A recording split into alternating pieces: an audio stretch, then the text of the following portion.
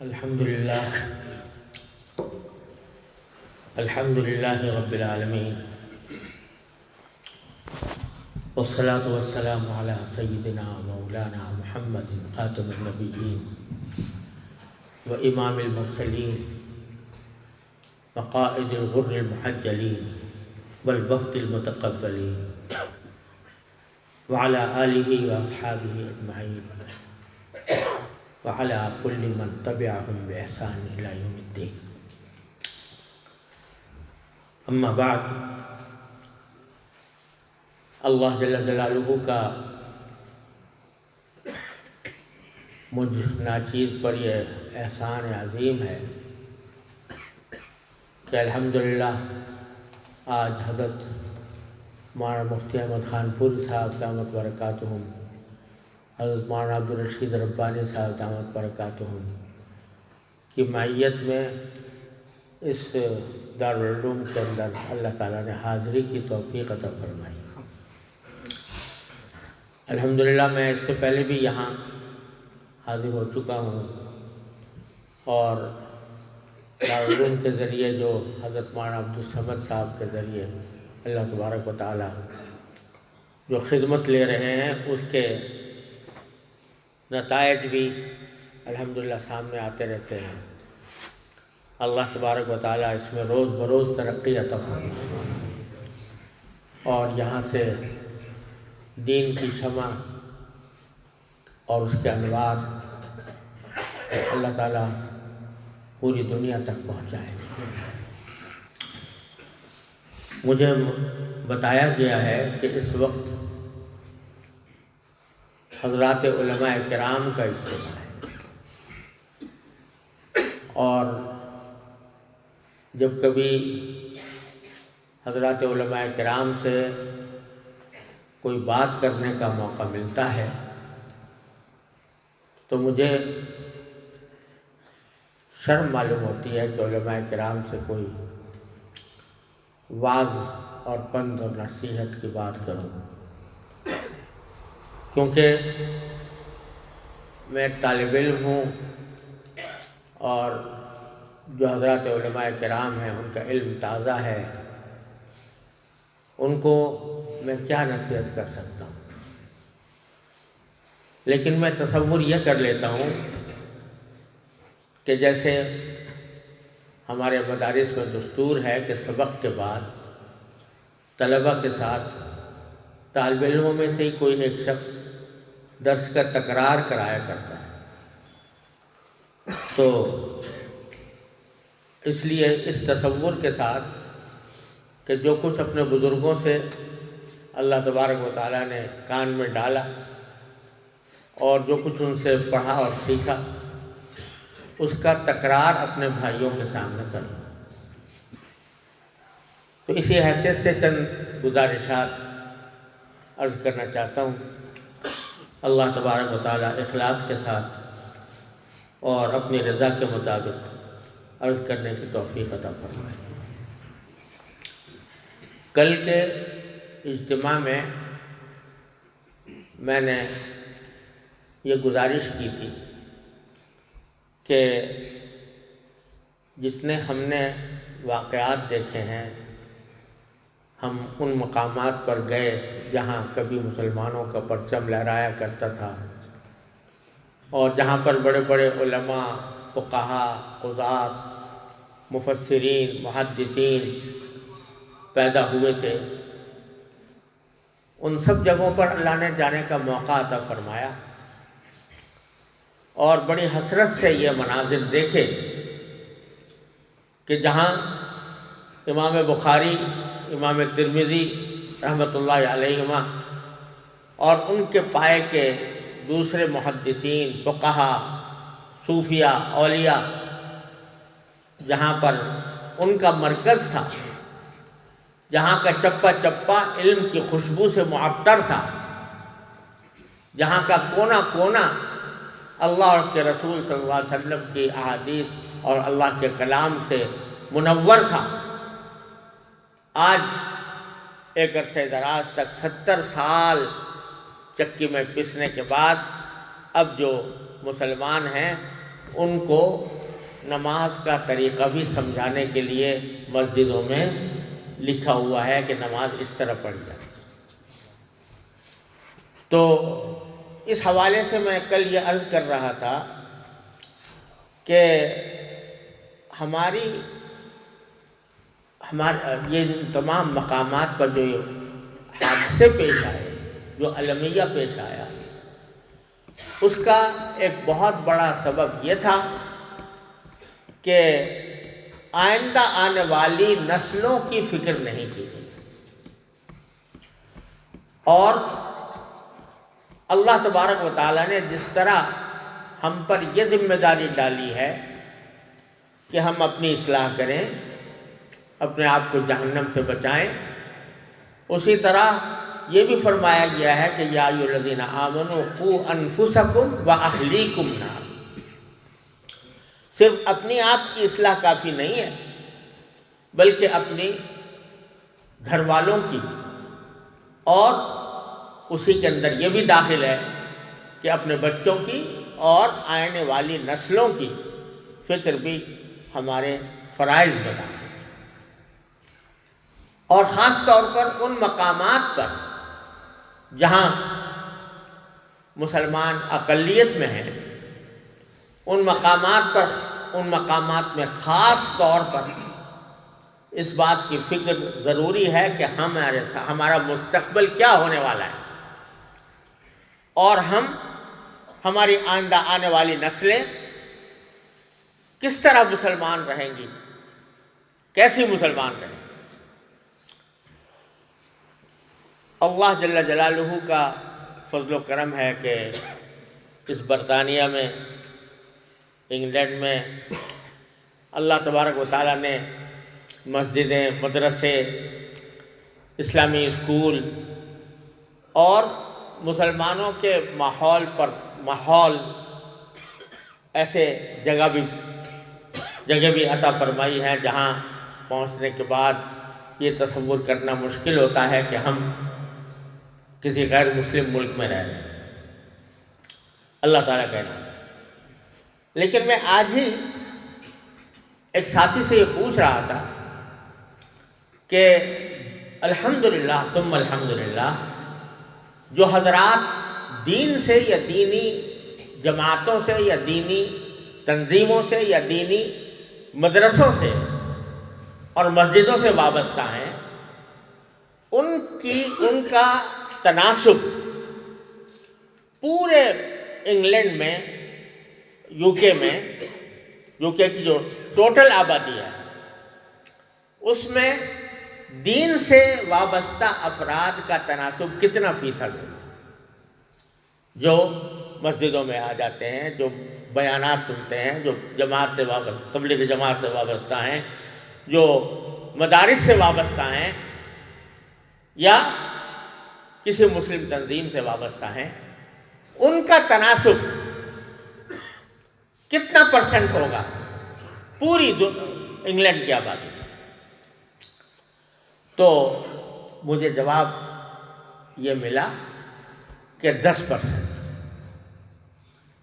اور 90% حضرات ہمارے اسی ملک میں رہنے والے، ان کا ان اداروں سے، دین کے مراکز سے کوئی تعلق باقی نہیں رہا۔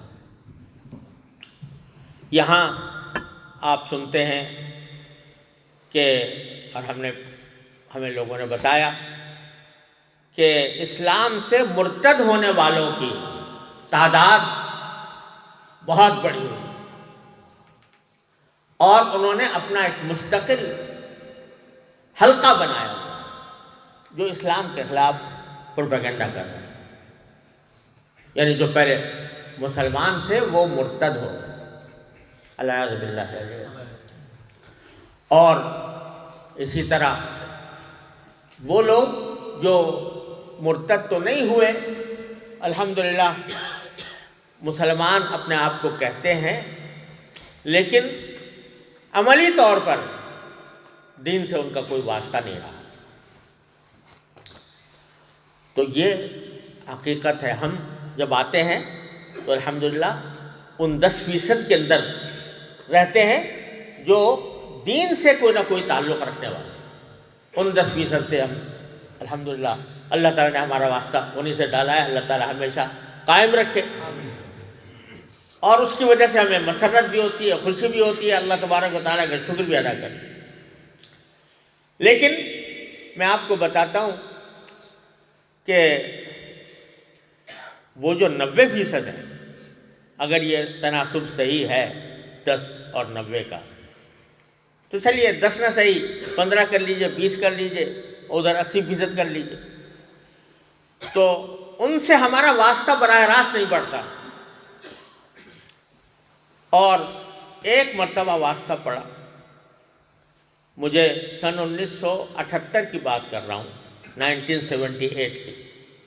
میں سب سے پہلے انگلینڈ 1978 میں آیا تھا، اور اس وقت در حقیقت امریکہ کی ایک تنظیم نے ہمیں دعوت دی تھی، تو اس وقت وہاں جانا ہوا تھا۔ وہاں سے واپسی میں کچھ 1-2 روز یہاں پر بھی قیام ہوا۔ تو اس وقت جس تنظیم نے ہمیں دعوت دی تھی اس کا نام تھا federation of Islamic associations of America, یعنی وہ جتنی اسلامی تنظیمیں تھیں ان سب کی فیڈریشن تھی، ان کا وفاق تھا۔ اس کا سالانہ اجتماع ہو رہا تھا، اور سالانہ اجتماع میں انہوں نے لوگوں کو امریکہ بھر سے جمع کیا تھا۔ تو وہاں جب ہم پہنچے، ہمارے دماغ میں یہ بات تھی کہ بھئی مسلمان لوگ ہیں تو اس واسطے کوئی نمازوں کا بھی انتظام ہوگا، کچھ حلال کا بھی انتظام ہوگا، کچھ آثار کچھ دین کے نظر آئیں گے۔ لیکن جب جا کر دیکھا، اس اجتماع میں جب پہنچے تو مخلوط اجتماع تھا، اور عورتوں کو دیکھ کر یہ پتہ نہیں لگتا تھا کہ ان کے اندر اسلام کی کوئی علامت بھی ہے موجود۔ اور جب پہلے کھانا تھا، اس کے بعد اجتماع تھا، تو کھانے کے موقع پر اعلان کیا گیا کہ جو لوگ حلال کھانا چاہتے ہیں وہ مچھلی کھائیں، یہ اعلان کیا گیا۔ اور اسی کے مجلس میں رقص و موسیقی کی ایک محفل جم گئی۔ ہم وہاں سے پھنس گئے اس میں، اور وہاں سے کسی طرح بھاگنا پڑا وہاں سے۔ رقص و موسیقی، اور وہ خواتین اور مرد اکٹھے رقص کر رہے تھے۔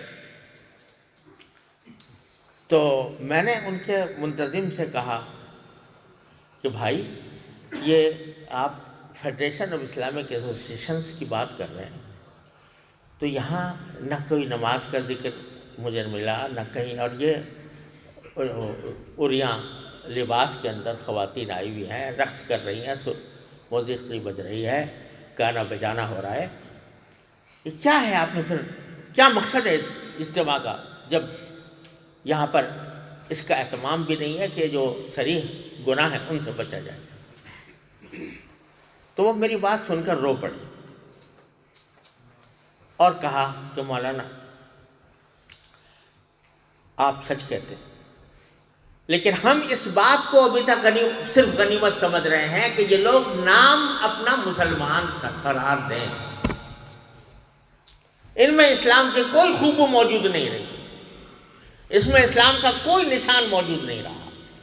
یہ ان لوگوں کی اولاد ہیں جو کبھی اپنی روزی کی خاطر عرب سے روانہ ہو کر اور یہاں آ کر آباد ہوئے تھے، انہوں نے اپنے بچوں کی فکر نہیں کی، اور اس کے نتیجے میں یہ آپ کو منظر نظر آ رہا ہے کہ ان کو اگر کہا جائے، ہاں مجھے یاد آیا کہ اسی اجتماع کے اندر جہاں پر یہ سب مخلوط اجتماع تھا، تو کسی شخص نے کھڑے ہو کر یہ کہہ دیا کہ بھئی یہ آپ خواتین یہاں پر آئی ہیں، مسلمان ہیں، تو کم از کم اپنا عریاں تو نہ آئیں، کچھ مناسب لباس پہن کے آ جائیں۔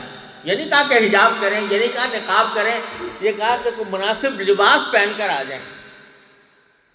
تو ایک دم سے طوفان کھڑا ہو گیا، بیکورڈنس، نعرے لگنے لگے. تو میں نے ان سے جب یہ بات کی تو وہ روئے اور کہا کہ اس وقت ہمارا واحد مقصد یہ ہے کہ یہ اپنے آپ کو مسلمان سمجھتے رہیں، بس اس وقت ہم اتنا چاہتے ہیں، ورنہ یہ مرتد ہو جائیں گے، یہ کافر ہو جائیں گے. تو یہ منظر بھی مجھے اللہ نے دکھایا، وہ میں کہہ رہا ہوں 80% 90% کا، کہ یہ صورت بن گئی. اب یہ ان نسلوں کو سنبھالنے کا، بے تکلفی سے میں آپ حضرات سے عرض کرتا ہوں کہ ان نسلوں کو سنبھالنے کا فریضہ کس کا ہے؟ اپنے آنے والی نسل، یہ ان 80-90% کا کو سنبھالنے کا یہ کس کا فریضہ؟ اگر ہمارا نہیں ہے تو کوئی فرشتے آئیں گے آسمان سے، اتریں گے، جو آ کر ان حالات کی اصلاح کریں گے، ہمارے اندر نسلوں کا تحفظ کریں گے. تو سب سے پہلی بات تو یہ ہے کہ ہمارے دلوں میں ایک فکر ہونی چاہیے، ایک ایسی تڑپ ہونی چاہیے، ایسی طرف جو حضرت مولانا محمد الیاس صاحب رحمۃ اللہ علیہ کو لانے تک پہنچی، کہ ان کے سینے کی آگ نے پوری دنیا کے اندر دین کا ڈنکا بجایا. یہ فکر ہے ہمارے اندر یا نہیں ہے؟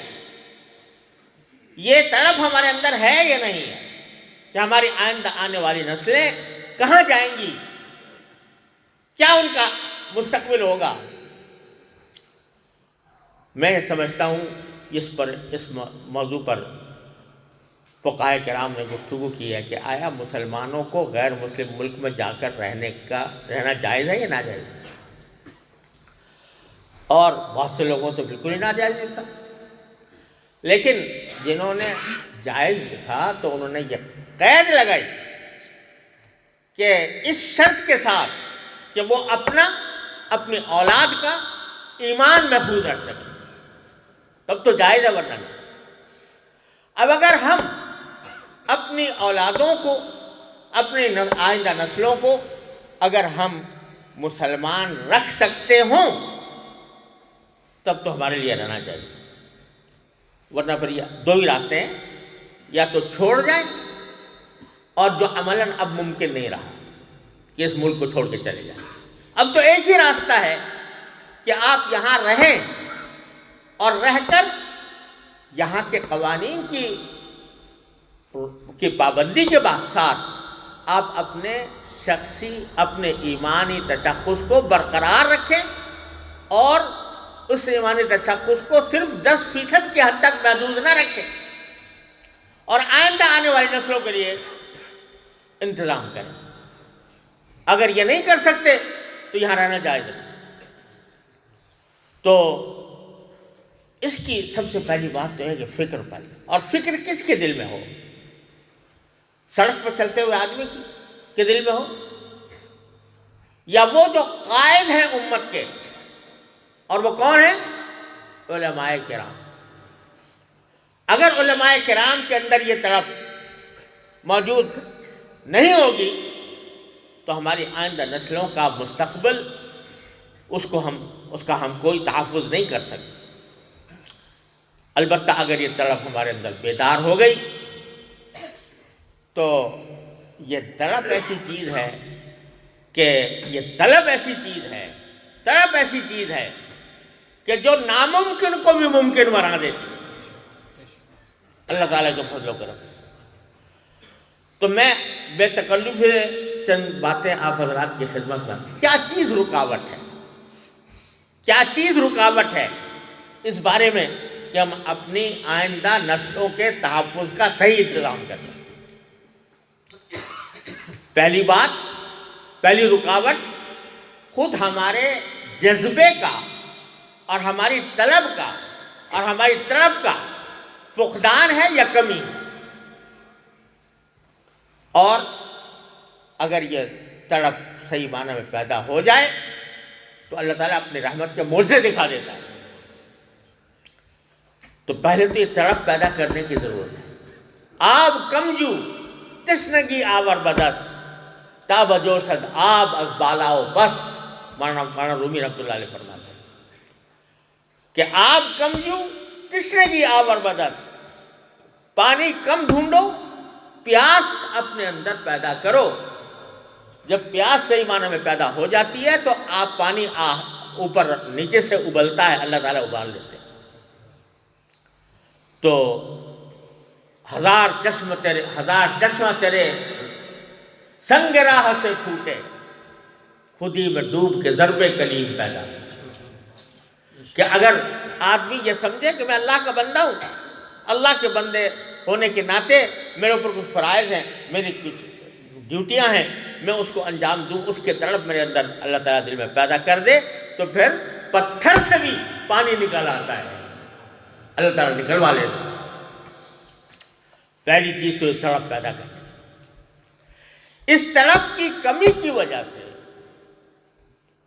اس تڑپ کے فقدان کی وجہ سے، یا اس تڑپ کی کمی کی وجہ سے کچھ صورتحال ایسی پیدا ہو گئی ہے جس نے ہمیں دوسری ایک رکاوٹ ہمارے درمیان کھڑی کر دی ہے۔ وہ کیا ہے؟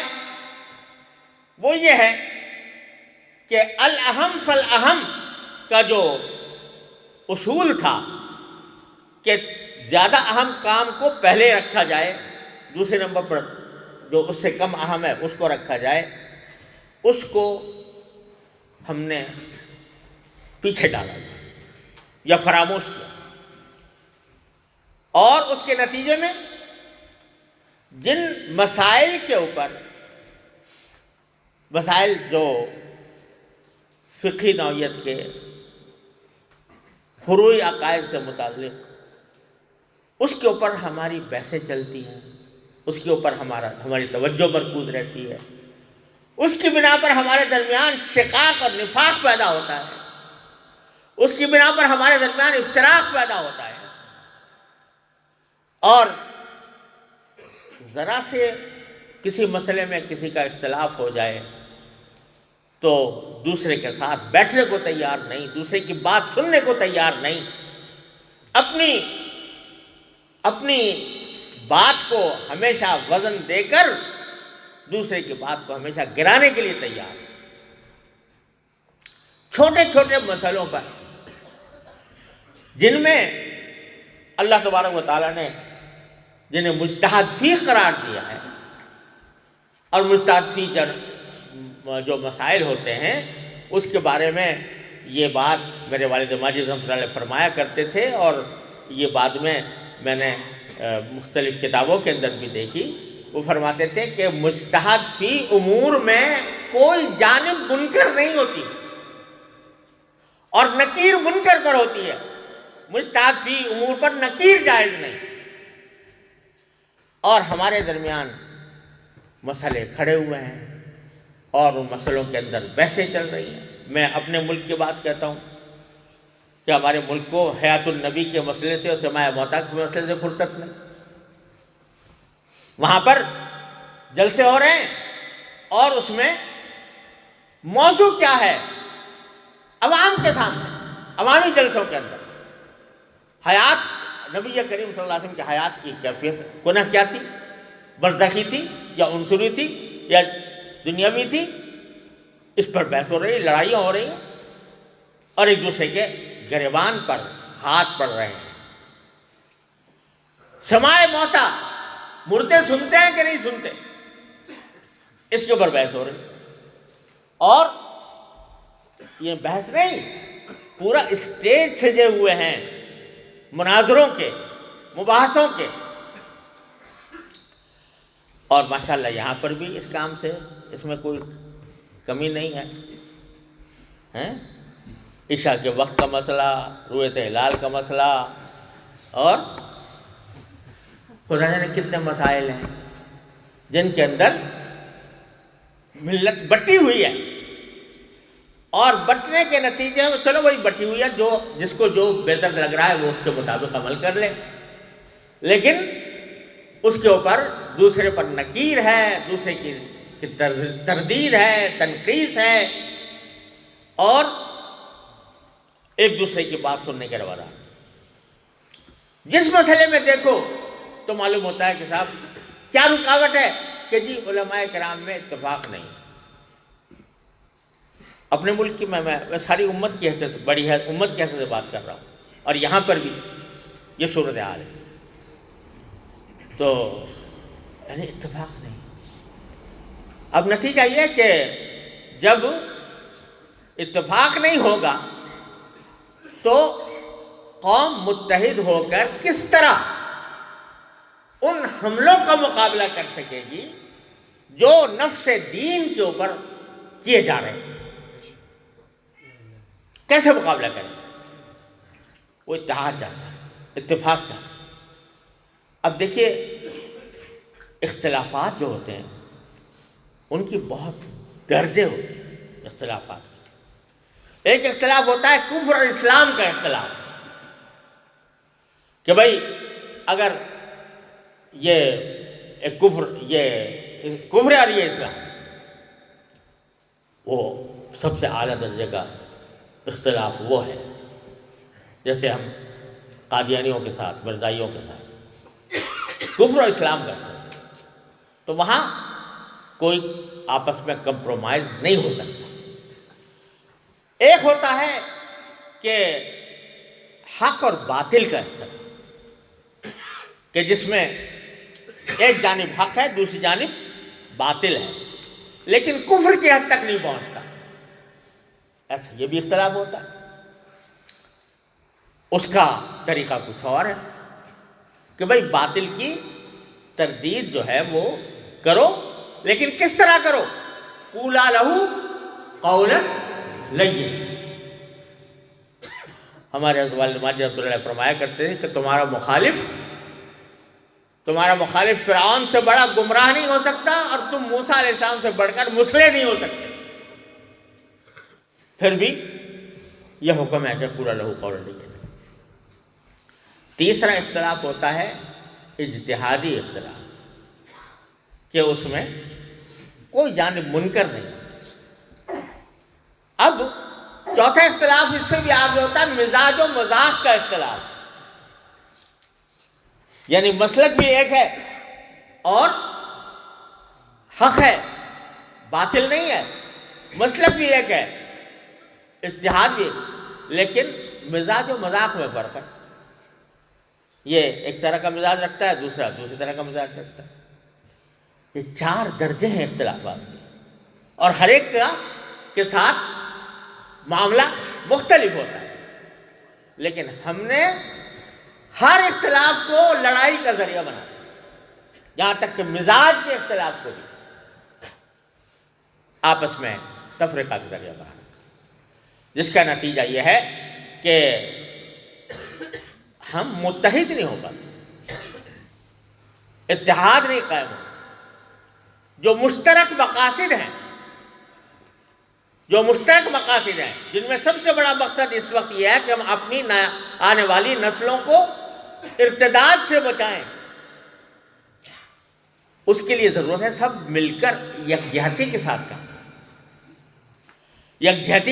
کریں. جب کوئی مہم ہوتی ہے تو اس میں تقسیم کار ہوتی ہے. کوئی آدمی اگر فرض کرو لڑائی بھی ہے, جائز لڑائی ہے, تو اس میں ہر آدمی جو ہے وہ بندوق لے کر نہیں جاتا ہے. کوئی ہتھیار چلا رہا ہوتا ہے, کوئی جو ہے سواریوں کا انتظام کرتا ہے, کوئی کھانے کا انتظام کرتا ہے, تقسیم کار کے ذریعے. اب اگر وہ آپس میں یہ کہنا شروع کر دیں کہ جو جہاد کے اندر براہ راست حصہ لے رہا ہے ہتھیار کے ذریعے, وہ کہنا شروع کر دیں تم بیکار لوگ ہو, تم ڈرائیونگ کر رہے ہو, اور تم بیکار لوگ ہو کہ کھانا پکا رہے ہو, ہم تو اچھے ہیں, ہم اصل مقصد تو ہم کر رہے ہیں. تو اس طرح تو کبھی لڑائی جیتی نہیں جا سکتی. تو آج ہم نے یہ کر رکھا, جس نے جو طریقہ اختیار کر لیا ہے اس کے اوپر وہ اتنا جمع ہوا ہے کہ دوسرے طریقے کو کوئی اہمیت دینے کے لیے تیار نہیں. اختلافات ٹھیک ہے بھائی, جو آپ کا جو مسلک ہے, آپ کا جو مشرب ہے, آپ کا جو اجتہاد ہے, آپ اس کے اوپر بے شک عمل کرو, لیکن کم از کم اس کو باہمی تفریقہ کا ذریعہ. میرے والد ماجد رحمۃ اللہ علیہ کا رسالہ ہے اختلاف ام شقاق. اختلاف ام شقاق یعنی یہ اختلاف ہے یا شقاق ہے.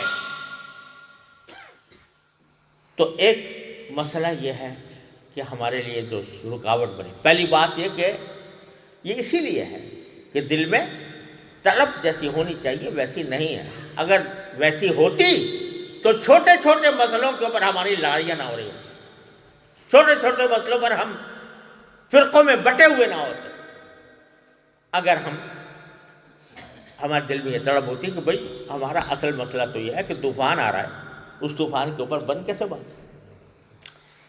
تو آپس میں اگر یہ جذبہ پیدا ہوتا تو پھر مقابلہ کرنے کے لیے بھی، اس طوفان کا مقابلہ کرنے کے لیے بھی تیار ہوتے، اپنی آئندہ نئی نسلوں کی مستقبل کا تحفظ کرنے کے لیے بھی تیار ہوتے.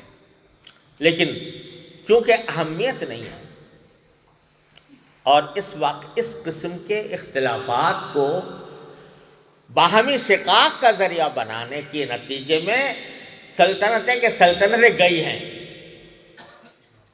جب فتنہ تاتار اٹھ رہا تھا، چنگیز خان اور ہلاکو خان کا فتنہ اٹھ رہا تھا، ساری دنیا کو لپیٹ میں لیا ہوا تھا، تو وہاں اس وقت خلافت عباسیہ کا زمانہ تھا، آخری زمانہ تھا.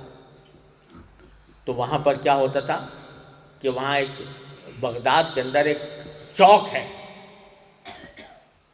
اس چوک کے اوپر روز مناظرے ہوا کرتے تھے اور علماء کرام جو ہیں وہاں پر اپنے چھوٹے چھوٹے مسائل کے اوپر مناظرے منعقد کیے جاتے تھے. اس میں کون جیتتا تھا کون ہارتا تھا اس کا بڑا فیصلہ ہوا کرتا تھا.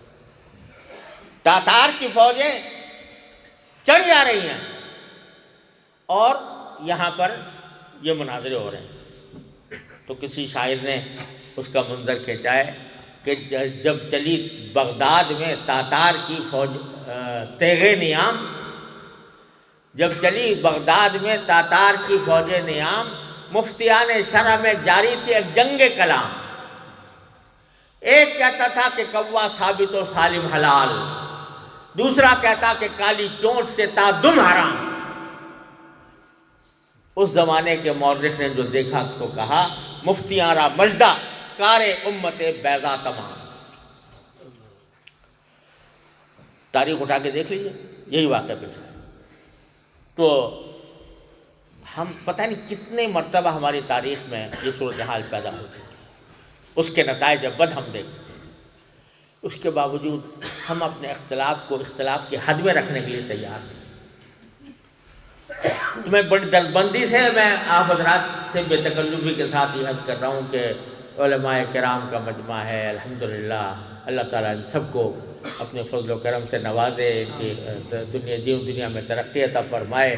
تو امیر جمع ہے احباب درد دل کہہ لے، امیر جمع ہے احباب درد دل کہہ لے، پھر التفات دل دوستاں رہے نہ رہے. اس لیے یہ درد مندی کی چند باتیں عرض کر رہا ہوں. تو دوسری رکاوٹ یہ ہے.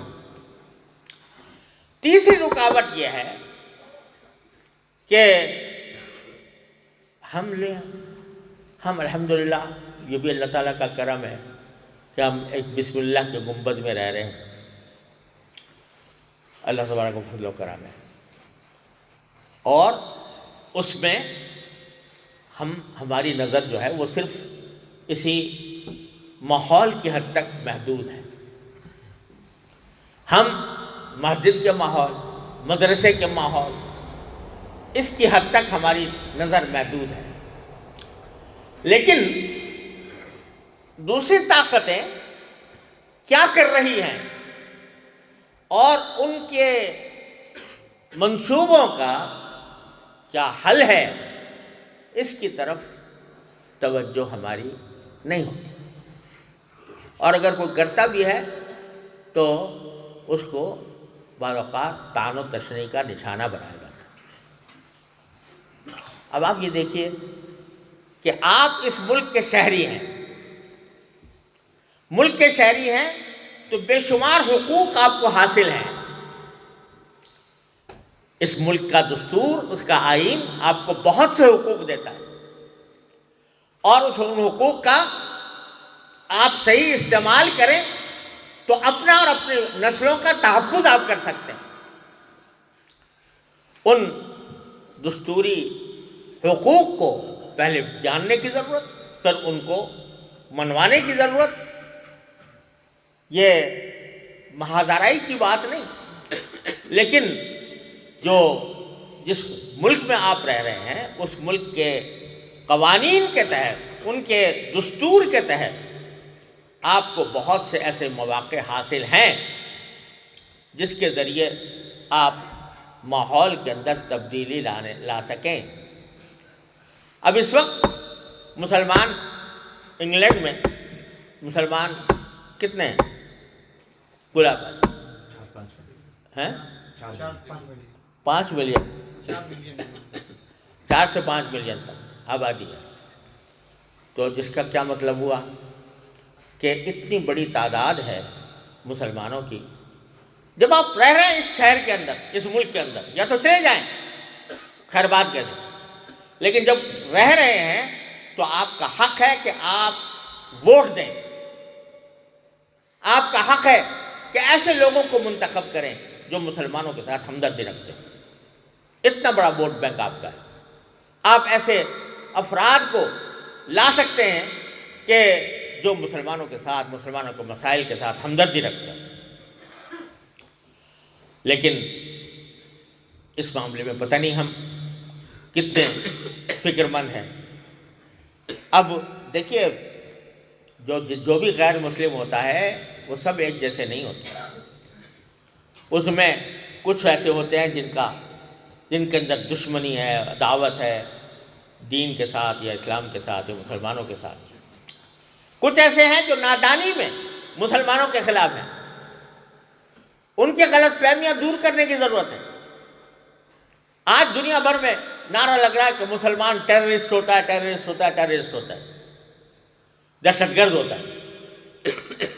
اگر کوئی دوسرا دہشت گردی کرے تو اس کی حد تک محدود رکھتے ہیں، اور مسلمان اگر کر لے کہیں تو وہ پورے اسلام کی طرف منسوخ کیا جاتا ہے.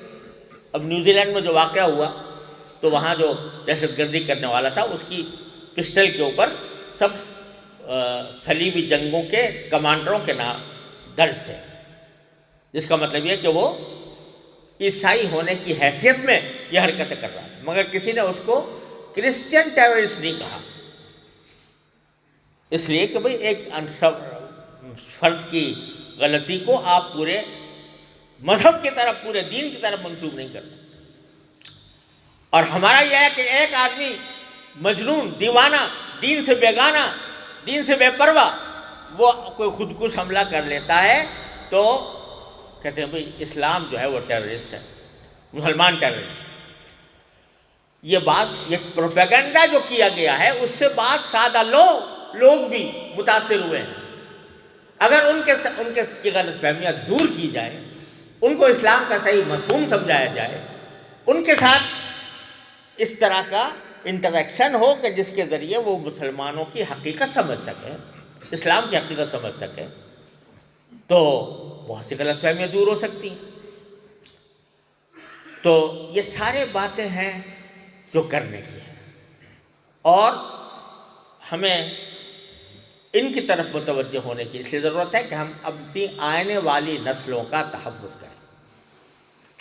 اگر یہ نہیں کریں گے، جب ہم اس ملک میں رہ رہے ہیں اور اس ملک کے حکومت کے سامنے، اس کے کارپردازوں کے سامنے اسلام کی صحیح تفسیر نہیں پیش کریں گے، ان کی غلط فہمیاں دور نہیں کریں گے، تو ظاہر اقتدار ان کے ہاتھ میں ہے، لیجسلیشن ان کے پاس ہے، تو وہ کل کو کوئی بھی آپ کے اوپر پابندی عائد کر سکتے. یورپ میں دیکھیے، یورپ کے کتنے ملکوں میں اذان پر پابندی ہو گئی، میناروں پر پابندی ہو گئی، نقاب پر ہو گئی، حجاب پر ہو گئی، حلال پر ہو گئی دوسرے ملکوں کے اندر. اللہ تعالیٰ کا فضل و کرم ہے کہ آپ ابھی تک اس سے محفوظ ہیں، اور محفوظ ہیں، اللہ تعالیٰ کا شکر ادا کرنا چاہیے کہ محفوظ ہیں۔ لیکن کب تک محفوظ رہیں گے؟ اس لیے اس بات کی فکر کی ضرورت ہے کہ جو ذہن میں، غیر مسلموں کے ذہن میں جو تصور اسلام اور مسلمانوں کا بٹھا دیا گیا ہے، اس کو دور کرنے کے لیے ہمیں دل و جان سے کوشش کرنی چاہیے۔ ہم یہ سمجھیں کہ بھئی یہ غیر مسلم ہے لہٰذا ان سے ملنا نہیں، غیر مسلموں سے ملنا نہیں۔ ارے بھئی اگر آپ ملیں گے نہیں اور ان کے سامنے حق بات پیش نہیں کریں گے، اسلام کی صحیح تصویر پیش نہیں کریں گے، تو وہ آدمی آپ سے کیسے محبت کرے گا، کیسے آپ سے ہمدردی کرے گا؟ اور اس کو غنیمت سمجھنا چاہیے کہ اس ملک کا آئین آپ کو یہ حقوق دیتا ہے، اس حقوق کو، ان حقوق کو حاصل کرنے کی ضرورت ہے، اس کے لیے تگوداؤ کی ضرورت ہے، اس کے لیے ذہن بنانے کی ضرورت ہے، اس کے لیے لوگوں کی غلط فہمیاں دور کرنے کی ضرورت ہے، اس کے لیے اپنا کردار اور اپنا حسن اخلاق لوگوں کے سامنے اس طرح پیش کرنا چاہیے جس میں کشش ہو، جیسے کہ حضرات صحابہ کرام رضی اللہ عنہ نے کیا، جس کے نتیجے میں کوئی تبلیغ جماعت نہیں گئی تھی۔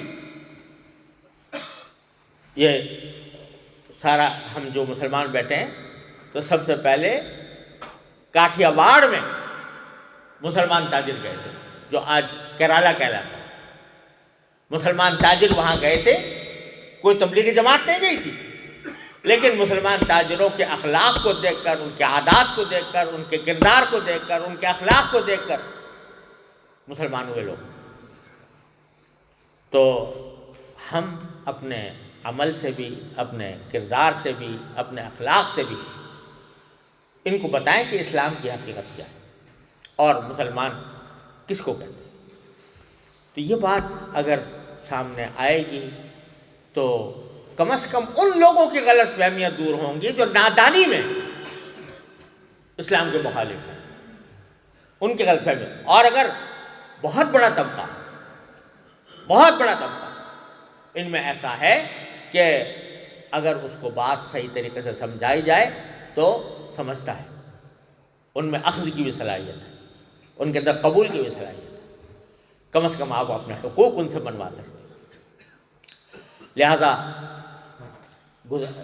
معاف کیجیے گا میری باتیں کچھ پتہ نہیں کچھ تلخ نہ ہو گئی ہوں، لیکن حقیقت یہ ہے کہ اس کے بغیر ہمارا مستقبل ان ملکوں میں بڑا محدود ہے، جب تک ہم یہ کام نہ کریں۔ اس کا اور مشکلات یہ ہیں کہ اگر کوئی شخص ایسا کام کرنا بھی چاہتا ہے اور وہ ہمارے مزاج کے مطابق نہیں ہے، شریعت کو نہیں، شریعت کی بات نہیں، مسلک کی بات نہیں، ہمارے مزاج کے مطابق نہیں، تو بس ہمارا اس سے کوئی تعلق نہیں۔ تو خود ما صفا ودع ما قدر کے اصول کے اوپر آپ جس چیز کو حق سمجھتے ہیں اس حق کے اندر، حضرت عثمان غنی رضی اللہ تعالیٰ عنہ، آپ اندازہ کریں باغیوں نے حملہ کیا ہوا ہے، محاصرہ کر رکھا ہے ایک خلیفہ راشد کا، پانی بند کر رکھا ہے، وہ کنواں جو خود حضرت عثمان غنی رضی اللہ تعالیٰ عنہ نے وقف کیا تھا اس سے پانی پینے کی ان کو اجازت نہیں ہے۔ 3 باغیوں نے معاذرت کی۔ تو اس وقت کوئی صاحب آتے ہیں حضرت عثمان غنی رضی اللہ تعالیٰ عنہ سے عرض کرتے ہیں کہ حضرت ہمارے مسجد نبوی میں امام جو آ رہا ہے، جو نماز پڑھا رہا ہے، وہ باغیوں میں سے ہے، جن باغیوں نے آپ کا معاذرہ کر رکھا ہے ان میں سے ہے، وہ امامت کر رہا ہے، تو ہم اس کے پیچھے نماز پڑھتے ہوئے ہمارے دل میں تقدر پیدا ہوتا ہے، ہمارا دل نہیں چاہتا اس کے پیچھے نماز پڑھنے کا، کیا کریں؟ اس حالت میں جب کہ محظور ہیں، پانی بند ہے، اس وقت عثمان غنی رضی اللہ عنہ کا جواب کیا ہے کہ الصلاۃ خیر، آج کے نماز جو ہے سب سے بہترین عمل ہے، فَإِنْ أَحْسَنُوا فَأَحْسِنْ مَعَهُمْ وَإِنْ أَسَاءُوا فَاجْتَنِبْ إِسَاءَتَهُمْ۔ اگر یہ باغی کوئی اچھا کام کر رہے ہیں تو ان کے ساتھ تعاون کرو، کوئی بات نہیں، اور برائی کر رہے ہیں تو برائی سے اجتناب کرو۔ وہ باغی جو جان لیوا ہیں خلیفہ راشد، جو خون کے پیاسے ہیں خلیفہ راشد، ان کے بارے میں کہہ رہے ہیں کہ اگر اچھا کام کرے تو ان کے ساتھ کرو اچھا کام، برا کام جو کرے تو ان سے الگ ہو جائے، اس برائی کے حد تک الگ ہو جائے۔ تو یہ اگر یہ جو اصول حضرت عثمان غنی رضی اللہ عنہ نے بتایا، وہ در حقیقت قرآن کریم کی تفسیر تھی کہ تعاونوا علی البر والتقوی ولا تعاونوا علی الاثم والعدوان۔ اگر ہم اس اصول پر چلتے ہوئے جو بھی کوئی دین کی خدمت کا کوئی کام کر رہا ہے اس کو اپنا سمجھے کہ یہ ہمارا ہے، غنیمت سمجھے کہ اس نے ہمارا کام انجام دیا ہے، اس کے ساتھ تعاون جتنا جس کام میں ہو سکے اتنا تعاون کریں، اور ایسے لوگ پیدا کریں، تیار کریں جو اس ملک کے مسلمان آبادی کے حقوق کا تحفظ کریں اور آنے والی نسلوں کے لیے راستہ ہموار کریں۔ اللہ تبارک و تعالیٰ اپنے رحمت سے اس کی توفیق عطا فرمائے۔ بھائی میں اپنی شاید حد سے تجاوز کر گیا ہوں، اور تو میں اگر کوئی کسی کی دل آزاری ہوئی ہے تو میں اس کے لیے معافی کا بھی خواستگار ہوں، لیکن میں سمجھتا ہوں کہ یہ ہمارے لیے موت و حیات کا مسئلہ ہے، اور اس موت و حیات کے مسئلے کو اہمیت دینے کی ضرورت ہے، اس کے بغیر ہم جی نہیں سکتے۔ تو اور اس کے لیے بھائی جب تک اللہ تعالیٰ ہمارے حالات میں تبدیلی پیدا فرمائے، میں یہ درخواست کرتا ہوں، خود بھی انشاءاللہ عمل کروں گا، کہ اللہ تبارک و تعالیٰ سے رجوع کر کے اللہ تعالیٰ سے دعا کرنے کا معمول بنائیں کہ اللہ ہم اس ایسے فتنوں کے زمانے میں رہ رہے ہیں، اے اللہ اپنی رحمت سے ہمیں بھی نکالیے، ہماری اولادوں کو بھی، ہماری نسلوں کو بھی اے اللہ اس سے محفوظ رکھیے، ہمارے دل میں ایسی تدبیریں ڈال دیجئے کہ جس کے نتیجے میں ہم آنے والی نسلوں کا تحفظ کر سکیں۔ اللہم الہمنا رشدنا واعظم علی ارشد امرنا، یہ دعا ہر وقت وظیفہ ہونا چاہیے ہمارا۔ اللہ تعالیٰ اپنے رحمت سے، اپنے فضل و کرم سے ہمیں اس کی توفیق عطا فرمائے، اور اللہ تعالیٰ ہمارے دلوں میں وہ صحیح معنی میں طلب پیدا کر دے کہ جو ان نسلوں کی حفاظت کے لیے ضروری ہوتی ہے، اور صحیح طرز عمل اللہ تعالیٰ ہمیں اختیار کرنے کی توفیق عطا فرمائے۔ وآخر دعوانا الحمدللہ۔